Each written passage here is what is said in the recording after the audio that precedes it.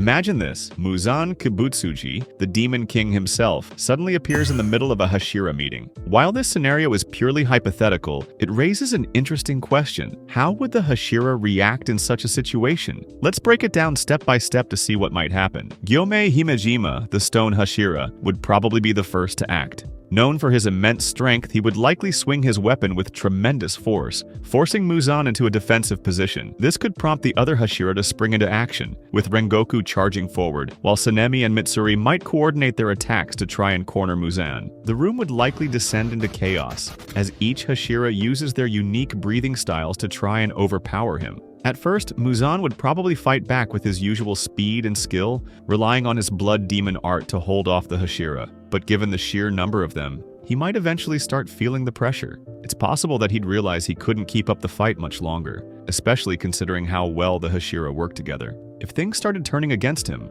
Muzan might retreat to avoid being cornered. He could release a wave of black mist to disorient the Hashira and make his escape. This would allow him to slip away undetected, something we've seen him do before when facing unfavorable odds. After Muzan disappears into the mist, the Hashira would probably stand there in shock, realizing just how close they came to defeating him. However, they'd also know that they're far from winning the war. In this scenario, someone like Yomai might suggest taking a moment to regroup and figure out what went wrong, while the others might debate their next steps. Sanemi, always eager to take action, might want to pursue Muzan immediately, but Giyu or Shinobu would likely argue that it's too dangerous to act without a better plan in place. At this point, the Hashira would probably discuss how to track Muzan. Shinobu might suggest using scouts to find him, while Tengen could point out that Muzan's injuries might slow him down for a short time. Either way, they would know that this fight isn't over. Muzan will surely retaliate, and they'll have to be prepared for whatever comes next. As for their training, it's likely that the Hashira would double down on their efforts.